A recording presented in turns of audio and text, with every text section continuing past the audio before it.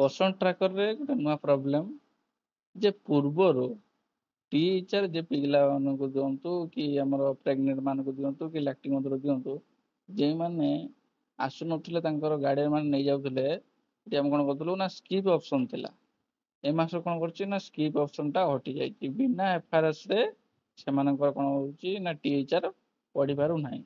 ତେଣୁ ଏଇ କ୍ଷେତ୍ରରେ ଯେଉଁ ପ୍ରେଗନେଣ୍ଟ ମା ମାନଙ୍କର 8 ମାସ 9 ମାସ ସେମାନେ ଆଉ ଆସିପାରୁନାହାନ୍ତି ବି ଆମର ଗୋଟେ ଗୋଟେ ଅଙ୍ଗନ ସେଣ୍ଟରରେ 20 ଜଣ କି 25 ଜଣ ପ୍ରେଗନେଣ୍ଟ ମାନେ ଅଛନ୍ତି। ଗୋଟେ ଗୋଟେ ସେଣ୍ଟରରେ ସେମାନେ କ'ଣ କରୁଛନ୍ତି ହୋମ୍ ଭିଜିଟ୍ ବି କରିପାରୁନାହାନ୍ତି କି ସେମାନେ ବାପ ଘରକୁ ବି ବହୁତ ପ୍ରେଗନେଣ୍ଟ ମାନେ ଅଛନ୍ତି 8 9 ମାସ ହେଲେ ସେମାନେ ବାପ ଘରକୁ ପଳେଇ ଯାଉଛନ୍ତି, ସେମାନଙ୍କର ବି ଏଫଆରଏସ୍ ହେଇପାରୁନାହିଁ। ଆଉ କିଛି ଅଛନ୍ତି ଯେଉଁମାନଙ୍କର ଲାକ୍ଟିଂ ମଦର ମାନଙ୍କର ସେମାନଙ୍କର ଏଇ ମାସରେ ହେଇଛି ମାନେ ପିଲା ହେଇଛନ୍ତି, ସେମାନେ କ'ଣ କରୁଛନ୍ତି ନା ଏଫଆରଏସ୍ କରିବା ପାଇଁ ଆସିପାରୁନାହାନ୍ତି, ସେମାନଙ୍କର ମଧ୍ୟ ପ୍ରୋବ୍ଲେମ ହେଉଛି। ଆଉ କିଛି କିଛି ଅଛନ୍ତି ଛୁଆମାନଙ୍କର ତାଙ୍କ ଛୁଆମାନଙ୍କର ତାଙ୍କର ହେଉଛି ମା ମାନେ କି ତାଙ୍କର କ'ଣ ଗାର୍ଡିଆନ କି ତାଙ୍କର ବାହାରେ ରହୁଛନ୍ତି, ସେ କ୍ଷେତ୍ରରେ ମଧ୍ୟ କ'ଣ ହେଉଛି ନା ଏଫଆରଏସ୍ରେ ପ୍ରୋବ୍ଲେମ ହେଉଛି। ଫଳରେ କ'ଣ ହେଉଛି ଆମର 100% ଟିଚର କମ୍ପ୍ଲିଟ୍ ହେଉନାହିଁ। ତେଣୁ କିପରି ଏଇ ଅସୁବିଧାକୁ ସମାଧାନ କରିବା ଆସନ୍ତୁ ଏଇ ଭିଡ଼ିଓ ଜରିଆରେ ଜାଣିବା। ପ୍ରଥମେ କ'ଣ କରିବା, ଆମର ପସନ୍ଦ ଟ୍ରାକରଟିକୁ ଅନ୍ କରିବା।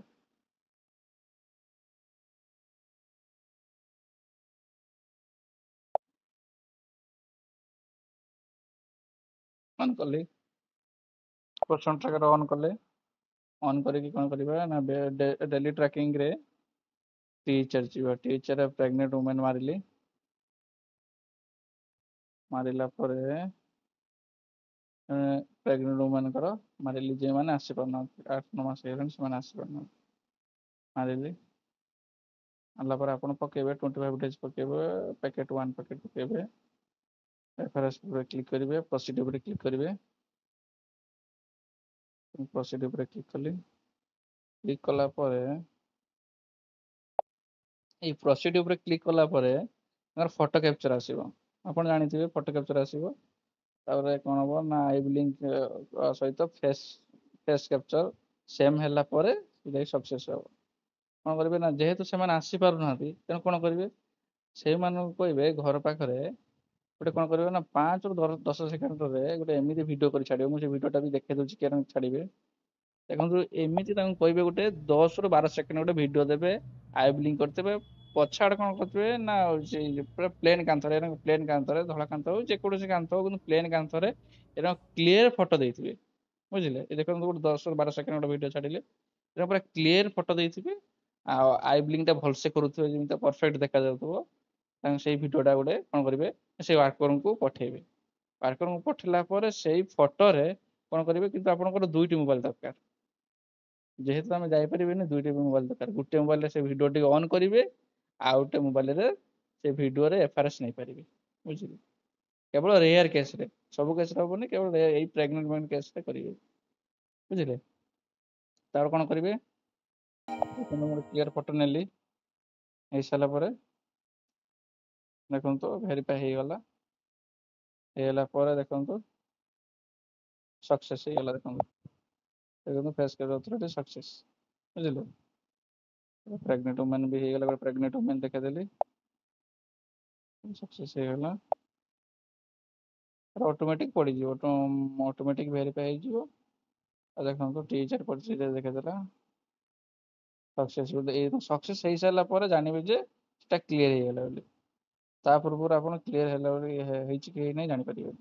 ଏଇଟା ସକ୍ସେସ୍ କ୍ଲିୟର ବୋଲି ଦେଖେଇଦେବ। ବୁଝିଲେ, ସେରকম ଗୋଟେ ଲାକ୍ଟିଂ ମଦର ଦେଖେଇଲେ ନା ଗୋଟେ ଦେଖେଇଲି କ'ଣ ପ୍ରେଗନେଣ୍ଟ ଓମେନ୍, ସେରকম ଗୋଟେ ଲାକ୍ଟିଂ ମଦର ବି ମୁଁ ଦେଖଉଛି ଏବେ।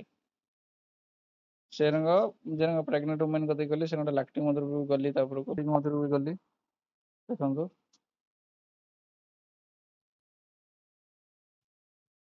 ତାର 25 ଡେଜ୍ ପକେଇବି, ପ୍ୟାକେଟ୍ 1 ପକେଇଲି, ଫେସ୍ ପକେଇଲି, ପ୍ରୋସିଡ୍ ଉପରେ କ୍ଲିକ୍ କଲି, ପ୍ରୋସିଡ୍ ଉପରେ କ୍ଲିକ୍ କଲି। କ୍ଲିକ୍ କଲା ପରେ ଦେଖନ୍ତୁ ଆଉ ଗୋଟେ ମୋବାଇଲରୁ ଭିଡ଼ିଓ ମୁଁ ଅନ୍ କଲି ନିଜେ। ଭିଡ଼ିଓଟା ଆଗେ କ'ଣ ଦେବା ଦରକାର, ଭିଡ଼ିଓଟା ପରିଷ୍କାର ଥିବା ଦରକାର। ଭିଡ଼ିଓଟା ପରିଷ୍କାର ହେଲେ ଆଇ ବ୍ଲିଙ୍କ ସହିତ ଷ୍ଟ୍ରାଇଟ୍ ଫେସ୍ ଯେଉଁ ଫେସ୍ଟା ଅଛି ପୁରା ଯେଉଁ ଷ୍ଟ୍ରେଟ୍ ଫେସ୍ଟା ପୁରା କ'ଣ କରିବ ନା ସଙ୍ଗେ ସଙ୍ଗେ ନେଇଯିବ। ଆଉ ଗୋଟେ କଥା ଜରୁରୀ କଥା, ଆପଣ ଏହାକୁ 2 ପରେ ଟ୍ରାଏ କରିବେନି। 10 ମୁଁ କହୁଛି 10 ରୁ 4 ଯାଏ ୟାକୁ ୟୁଜ କରିବେନି। 10 ରୁ 4 ସାଇଡ ବହୁତ ସ୍ଲୋ ହଉଛି। ଆପଣ କଣ କରିବେ, ଯଦି କରିବେ 6 ରୁ 8 ଭିତରେ କରିବେ, ଆଉ ଯଦି କରିବେ 4 ରୁ 5 ଭିତରେ କରିବେ। ସେମାନେ ତ ଭିଡିଓ ଦେଇଥିବେ, ଆପଣ ବି କରିପାରିବେ, ସନ୍ଧ୍ୟାବେଳେ ବି ବସିକି କରିପାରିବେ। ଆଉ ବିଶେଷ କରି ସକାଳେ ଭଲ ଯେ ହଉଛି, ଏଇ ଏଇ ଯୋଉ ଭିଡିଓ ଯୋଉ ଛୋଟ ସର୍ଟ ଭିଡିଓରେ ସକାଳେ ଭଲ ହଉଛି, ଆଉ ସନ୍ଧ୍ୟାବେଳେ ଭଲ ହଉଛି। ଏଇ ଦ୍ୱିପହର ଟାଇମରେ ସାଇଡ ବହୁତ ସ୍ଲୋ ହଉଛି। ଗୋଟେକୁ ଆପଣଙ୍କୁ ଲାଗିଯିବ ଅଧଘଣ୍ଟା 45 ମିନିଟ୍ ଲାଗିଯିବ, କିନ୍ତୁ ସକାଳେ ସାଙ୍ଗେ ସାଙ୍ଗେ ଗୋଟେ ମିନିଟ ଗୋଟେ ଗୋଟେ ହେଇଯିବ। 10 ମିନିଟ 10ଟା କରିଦେବେ, ବୁଝିଲେ। Incoming voice call from ଦେଖନ୍ତୁ ତାପରେ କଲି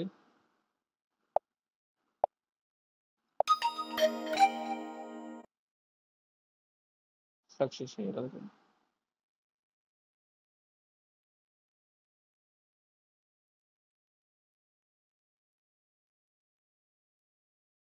ସକ୍ସେସ୍ ହେଇଗଲା ପରେ ଏଇପରି ଚିହ୍ନ ଆସିବ ଏବଂ ଅଟୋମେଟିକ 25 ଡେଜ୍ ପଡ଼ିଯିବ।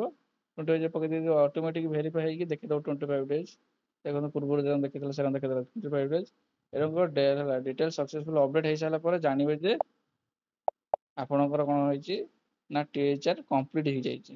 ଅଧେ କଣ କରୁଥିବେ ନା ଅଧେ କରିଥିବେ ଡିଟେଲ୍ସ ସକ୍ସେସଫୁଲ ଅପଡେଟ୍ ନ ଦେଖିଥିବ, ସେମାନେ ବେକ୍ କରିଦଉଛନ୍ତି। ବେକ୍ କରିଦେଲା ପରେ କଣ ହଉଛି, ସେମାନେ THR ପଡୁନାହିଁ କି FRS ନେଇନଥିବ। ସାର୍ ଆମେ ତ ପକେଇଛୁ କିନ୍ତୁ ନେଇନାହିଁ, କଣ ପାଇଁ? ଆମେ ତ ପକେଇ ଦେଇଥିଲୁ। ଆଗେ ଏଇପରି ସକ୍ସେସ୍ ହେଇଯାଇଛି ବୋଲି ଦେଖେଇବ, ଏବଂ ଗ୍ରୀନ କଲର ଦେଖେଇବ। ଆପଣ ଦେଖିଲା ପରେ ଆପଣ କନଫର୍ମ ହେଇଯିବେ ଯେ ସେ ଲାକ୍ଟେଟିଂ ହଉ କି ପ୍ରେଗନେଣ୍ଟ ଓମେନ୍ ହଉ କି ଛୁଆର ହଉ, ସେମାନେ THR ପଡିଯାଇଛି ସହିତ ଫ୍ରେଶ ଅଟୋମେଟିକ୍ ହେଇଯାଇଛି, ବୁଝିଲେ। ସେଟା ଆମର କଣ ସରିଲା, ଗୋଟେ ପ୍ରେଗନେଣ୍ଟ ଓମେନ୍ ସରିଗଲା, ଦୁଇରେ ଲାକ୍ଟେଟିଂ ମଧ୍ୟ ସରିଗଲା, ଏବଂ ଯେଉଁ ପିଲାମାନେ କଣ ହଉଛି ମାମୁଁ ଘରୁ ଚାଲିଛନ୍ତି କି ମାଙ୍କ ସହ ମାମୁଁ ଘର ଚାଲି ଯାଇଛନ୍ତି କି ବନ୍ଧୁ ଘରକୁ ଚାଲି ଯାଇଛନ୍ତି, ଆସିପାରୁନାହାନ୍ତି, ଆମ ଟାଇମ୍ ସହିତ ସେମାନେ ଦେଇପାରୁନାହାନ୍ତି ଟାଇମ୍, କି ତାଙ୍କ ଗାର୍ଡିଆନ ଆସିକି ନେଇଯାଇଛନ୍ତି। ସେମାନେ କଣ ଯେହେତୁ ବେନିଫିସିଆରୀ ଗୋଟେ ଗୋଟେ ସେ ଅଙ୍ଗନବାଡି ସେଣ୍ଟରରେ 100-150 ପିଲା ଆମର ରହୁଛନ୍ତି ଗୋଟେ ଗୋଟେ ଅଙ୍ଗନବାଡି ସେଣ୍ଟରରେ, ସେମାନେ କଣ କରୁଛନ୍ତି ନା ସେ ଟାଇମ୍ ଦେଇପାରୁନାହାନ୍ତି। ଥରେ ଦୁଇଥର ଆସିଛନ୍ତି, ତାଙ୍କର ହେଇନାହିଁ।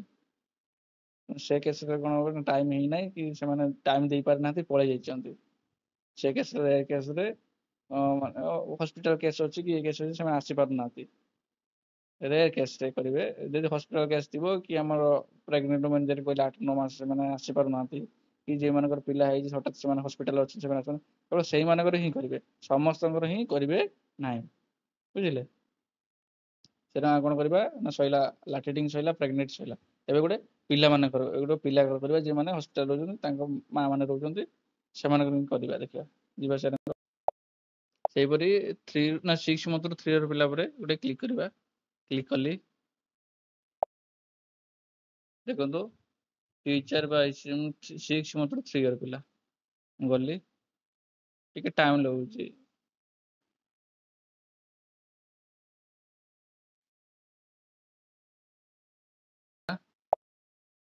ଏବଂ ଯେଉଁ ପିଲାମାନେ ଆସିପାରୁନାହାନ୍ତି, ହସ୍ପିଟାଲ କେସ୍ ରହୁଛି, କେବଳ ସେଇମାନଙ୍କର ହିଁ କରିବେ, ସମସ୍ତଙ୍କ କରିବେ ନା। ଆମର ଗୋଟେ କଣ ହେଇଛି ନା, ପିଲା ତାଙ୍କର କଣ ହେଇଛି ନା ହସ୍ପିଟାଲ ରହୁଛନ୍ତି, କଣ ପ୍ରୋବ୍ଲେମ ଥିବ, ସେମାନେ ହସ୍ପିଟାଲ ଯାଇଛନ୍ତି, ହସ୍ପିଟାଲ ଡକ୍ଟର ତାଙ୍କର ରହିଛନ୍ତି, ମାଙ୍କ ସହିତ ରହିଛନ୍ତି ଏଠି ମାସ ପାଖାପାଖି 15-20 ଦିନ ହେଲାଣି, ସେମାନେ ଆସିପାରୁନାହାନ୍ତି। ତେଣୁ ସେଇ କେସରେ ସେମାନଙ୍କୁ କଣ କଲି ନା, ସେ ଆସିବି ୱାର୍କର ଜଣେଇଲେ ଯେ ଏଇ କେସ୍ ହେଇଛି। ସେମାନଙ୍କୁ କହିଲି ଯେ ଏଇନା ଗୋଟେ ସର୍ଟ ଭିଡ଼ିଓ କରିବାକୁ କରିଦିଅ, ତାଙ୍କୁ କୁହନ୍ତୁ କରିଦେବେ। ଆଉ ଯୋଉ ବହୁତ କଷ୍ଟରେ ସେ ଦେଲେ, ବାସ୍ ତାଙ୍କର ପକେଇଲି ଏଠି 25 ଡେଜ୍ ପକେଇଲି। ତାପରେ ପ୍ୟାକେଟ୍ ପକେଇଲି 1, ଫେସ୍ କ୍ୟାପଚର ଦେଲି, ତାଙ୍କର ପକେଇ ଦେଇଛି ସବୁ ପ୍ୟାକେଟ୍ ପକେଇଲି। ତାଙ୍କ ପ୍ରିଭିୟସରେ ତାଙ୍କ ଫେସ୍ କ୍ୟାପଚର ତାଙ୍କ ମାଙ୍କର ଦେଇଥିଲେ, ଏବଂ ପ୍ରୋସିଡ୍ ଉପରେ କ୍ଲିକ୍ କଲି। ଆଉ ଜଣ ନେଉନାହିଁ ଯେ ପୂର୍ବରୁ କଣ କରିଥିବେ, ସେମାନେ ଫେସ୍ କ୍ୟାପଚର କରିଥିବେ, ଶାଢ଼ୀ ପିନ୍ଧିକି କରିଥିବେ କି ଅଲଗା ପିନ୍ଧିକି ଆସିକି କରିଥିବେ, ତ ଏଥର ଅଲଗା ଡ୍ରେସ୍ ପିନ୍ଧିକି ଆସିକି ଦେଲାକୁ ସେ କେସ୍ ବି ହଉନାହିଁ, ଗୋଟେ ଗୋଟେ କେସ୍ରେ ହଉନାହିଁ। ଆଉ ଗୋଟେ କଣ କରୁଥିବେ ନା, ସେମାନେ କ୍ଲିୟର ଫଟୋ ପୂର୍ବରୁ କଣ ନା କ୍ଲିୟର ଫଟୋ ଦେଇଥିବେ, ଏଥର ଟିକେ ତାଙ୍କର ମାନେ ଅଲ୍ଟରନେଟ୍ ଟିକେ ଫଟୋ ଜଷ୍ଟ ହେଲାକୁ ବି ସେମାନଙ୍କର କେସ୍ରେ ହଉନାହିଁ। ଆଉ ଯେ ଗୁଡ଼ା ଯୋଉ ହଉନାହିଁ, ଯୋଉ ବହୁତ କେସ୍ ରହୁଛି, ସେମାନେ କଣ କରୁଛନ୍ତି ନା ମ୍ୟାରେଜ ପୂର୍ବରୁ ତାଙ୍କର ଆଧାର ଅପଡେଟ୍ ହେଇଥିଲା, ମ୍ୟାରେଜ ପରେ ତାଙ୍କର ଅପଡେଟ୍ ହେଇନି, ଫଟୋ ବିଶେଷ କରି ତାଙ୍କର ଫଟୋ ଅପଡେଟ୍ ହେଇନି। ପ୍ରିଭିୟସ୍ ଫଟୋ ଦେଖି ସେ ନେଉଛନ୍ତି ମାନେ ଏଫଆରଏସ୍ ହେଉଛି, ପ୍ରିଭିୟସ୍ ଫଟୋ ହେଲାକୁ ଟିଏଚଆର୍ ହେଉନାହିଁ। ସେମାନେ କହୁଛନ୍ତି ସାର୍ ଆମକୁ ପ୍ରିଭିୟସ୍ରୁ ଆମେ ଏଫଆରଏସ୍ କରିଦେଇଛୁ, ଏ ମାସ କାହିଁକି ନେଉନାହିଁ। ସେଇ କେସ୍ରେ ଦେଖିବେ ଯେ ତାଙ୍କର ଆଧାର ଦେଖିବେ ଯେ ଆଧାରରେ ଆଗେ ଯେ ତାଙ୍କର ମ୍ୟାରେଜର ପୂର୍ବରୁ ଫଟୋ ଅଛି ନା ମ୍ୟାରେଜ ପରେ ତାଙ୍କର ଫଟୋ ଅଛି। ଯଦି ମ୍ୟାରେଜ ପରେ ଫଟୋ ଅଛି ତାହେଲେ ଠିକ୍ ଅଛି। ମ୍ୟାରେଜ ବିଶେଷ କରି ମୁଁ ଆଜି ବି ଦେଖିଲିଣି 4-5ଟା କେସ୍, ମ୍ୟାରେଜ ପୂର୍ବରୁ ତାଙ୍କର ଫଟୋ ଥିଲା, ମାନେ 8 କ୍ଲାସ୍ 9 କ୍ଲାସ୍ ସେମାନେ ଫଟୋ ଉଠେଇଥିଲେ, ଆଉ ଆଧାରରେ ଅପଡେଟ୍ ହେଇନି। ଫଳରେ ସିଏ କ'ଣ କରୁଛି ନା ମିସ୍‌ମ୍ୟାଚ୍ ଦେଖୁଛି, ମିସ୍‌ମ୍ୟାଚ୍ 4-5 ଥର ଟ୍ରାଏ କଲି ମିସ୍‌ମ୍ୟାଚ୍। ତାପରେ ତାଙ୍କର ଆଧାର ଚେକ୍ କଲା ପରେ ତାଙ୍କର ଏଇ ପ୍ରୋବ୍ଲେମ୍ ହେଇଛି। ତାପରେ ସେ କ'ଣ କରିବେ, ସେମାନଙ୍କୁ କହିବେ ଯେ ସେମାନେ ଆଧାର ଅପଡେଟ୍ କରିଦେବେ। ଆଧାର ଅପଡେଟ୍ କରିଦେଲେ 72 ଘଣ୍ଟାରେ କି 2 ଦିନ କି 3 ଦିନ ଭିତରେ ଆଧାର ଅପଡେଟ୍ ହେଇଯିବ। ହେଲା ପରେ ବି ଟିଏଚଆର୍ ଆପଣ ଆରାମସେ ଦେଇପାରିବେ। ଆଉ କିଛି କିଛି କେସ୍ ରହୁଛି ଯେ ସେମାନଙ୍କର ଆଧାର ମାନେ ଡେଟ୍ ଅଫ୍ ବାର୍ଥ ସହିତ ସବୁ ଭୁଲ ଭାଲ ରହୁଛି। ସେ କ୍ଷେତ୍ରରେ ମଧ୍ୟ ମୋବାଇଲ ନମ୍ବର ବି ରେଜିଷ୍ଟର କରିନାହାନ୍ତି। ସେ କ୍ଷେତ୍ରରେ ବି ରହୁଛି, ଗୋଟେ ଗୋଟେ ଟିଏଚଆର୍ ପକେଇ ପାରୁନାହାନ୍ତି। ବିଶେଷ କରି ଆଦିବାସୀ ଲୋକମାନେ, SC ST ଲୋକମାନେ, ସେମାନେ କ'ଣ କରୁଛନ୍ତି ଆସିପାରୁନାହାନ୍ତି, ଆଧାର ଜାଣିପାରୁନାହାନ୍ତି, ଆଧାର ଅପଡେଟ୍ କିଛି ଜାଣିପାରୁନାହାନ୍ତି। ସେ କ୍ଷେତ୍ରରେ ମଧ୍ୟ ଟିଏଚଆର୍ ବହୁତ ପ୍ରୋବ୍ଲେମ୍ ହେଉଛି, ମାନେ ଦେଇ ହେଉନାହିଁ ସେମାନଙ୍କୁ। ତେଣୁ ସେମାନଙ୍କୁ କୁହନ୍ତୁ ଯେ ସେମାନଙ୍କୁ ବି ବତେଇ ଦିଅନ୍ତୁ ୱାର୍କର ମାନେ ଯେ କି ସେଣ୍ଟରକୁ ଆଧାର କେନ୍ଦ୍ରକୁ ଯାଇକି ସେମାନେ ଅପଡେଟ୍ କରିଦେବେ। ଫଳରେ ସେ ଗରିବ ଲୋକଟି ବି ମଧ୍ୟ ତାଙ୍କର ଟିଏଚଆର୍ ପାଇପାରିବେ। ଆମେ କ'ଣ କେଉଁଠି ଥିଲୁ ନା ହଁ, ଫେସ୍ ଭେରିଫାଇ ଉପରେ କ୍ଲିକ୍ କଲେ ତାର ପ୍ରୋସିଡ୍ ଉପରେ ବାସ୍ ଆସିଗଲା। କ'ଣ କରିବେ, ମୋବାଇଲରେ କ୍ଲିୟର ଫଟୋଟା କରିବେ। ଏଇ ଦେଖ ମୁଁ କ୍ଲିୟର ଫଟୋ କରିଛି ଅନ୍ୟ ମୋବାଇଲରେ।